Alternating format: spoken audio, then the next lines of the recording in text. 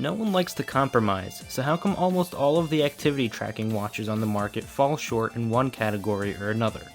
The closest thing we have to a great all-around package was the Garmin Vivo Active. That had all the sport profiles we looked for in an activity watch and a colorful but dark display. That all changes with the Fitbit Blaze.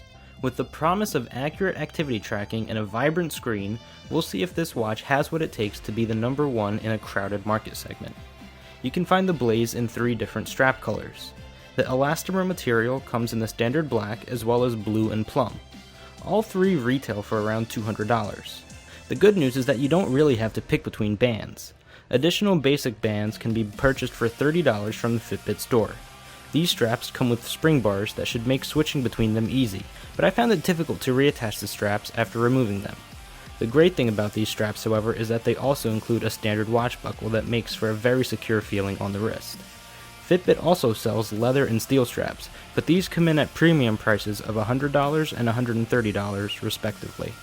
The bands aren't the only part of the watch that are detachable. In fact, the entire brains of the watch pops out by simply pushing on the screen. There's no clips holding the screen in place, instead relying more on friction in your wrist to prevent it from slipping out. In my few weeks of testing, I've never had a problem with the screen falling out, nor with putting the screen back in place. Removing the screen is something you'll be doing once in a while anyway, since that's the only way to charge the watch. There are 4 pins on the back of the watch that match up to a plastic charging cradle. Initially, I questioned the durability of the cradle, as it was made of a really light plastic, but so far it seems to have held up with no problems. Achieving a full charge takes just under 2 hours for me, and the battery lasted almost an entire week. This puts it right in the middle of activity trackers on the market. I was pretty satisfied with the battery life since it was easy to put the watch in the charger for a couple of hours over the weekend. The obvious thing that makes this watch stand out from its competition is the display.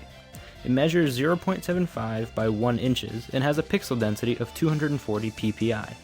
While by today's standards this is pretty small, the text still looks crisp when looking at the watch from a normal distance. The colors look fantastic on the watch, and it's definitely the most attractive fitness tracker screen available right now. Of course, all this screen would be to waste if the watch didn't track activities accurately. There are 6 profiles built into the watch by default, but 12 more can be added from the Fitbit website. These include golf, yoga, stair climbing, and more. There's no built-in GPS, so any activity that could use location information such as running and cycling requires a phone connection to display that information. There's also an option to disable the GPS for the activities, meaning the watch won't try to connect before starting an activity. Exercises such as running and cycling display information about distance traveled, current heart rate, current speed, average speed, calories burned, as well as the time. Other exercises like weightlifting just show heart rate, calories burned, and the time. Completing an activity shows a summary screen with the summary information about the activity. In addition to performing your own workout, there are also 3 quick built-in workouts in the watch. There's a warm-up exercise, a 7-minute workout, and a 10-minute ab routine. Each routine features around 10 exercises. The great thing that Fitbit included in the watch is a small animation explaining how to perform each exercise correctly. These workouts are nice because they are quick to complete and don't use any equipment.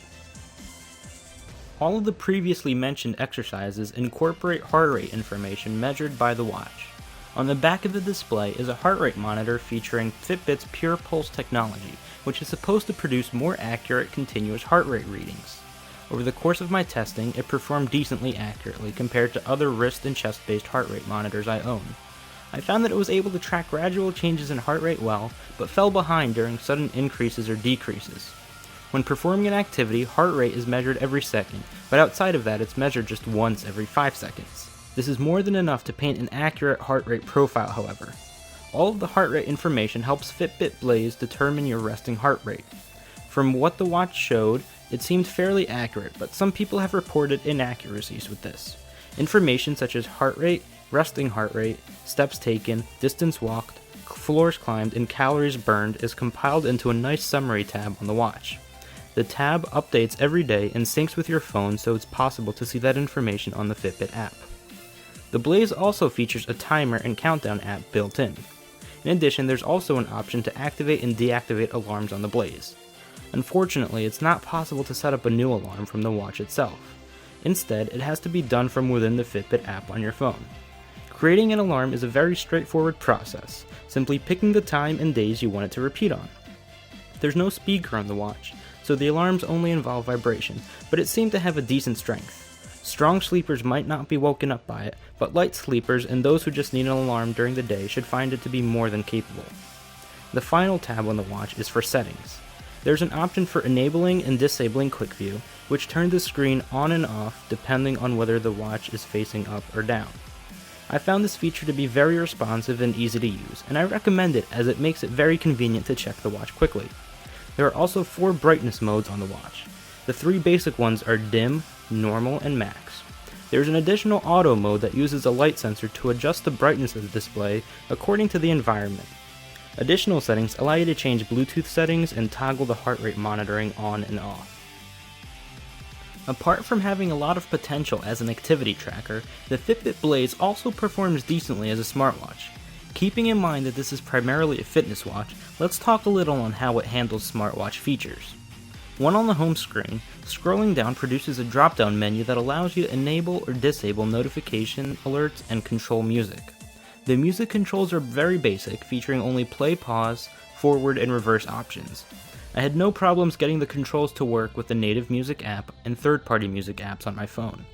Incoming notifications are displayed nicely, with the entire body of the message being visible.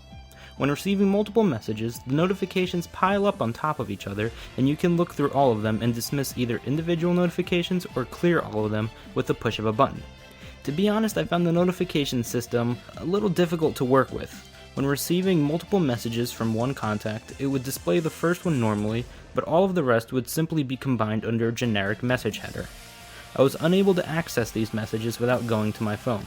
This is a little disappointing considering almost all basic fitness trackers that are capable of receiving text messages are capable of avoiding this issue. I've seen other reviews that experienced flawless notifications, so my experience is probably in the minority. Hopefully this can be fixed with future updates. There's no option to respond to messages from the watch, so this watch only acts as a notification system, not as a full-on smartwatch. Overall, this watch marks a huge improvement in the displays found on activity trackers. It's bright and colorful and definitely gives this watch some personality.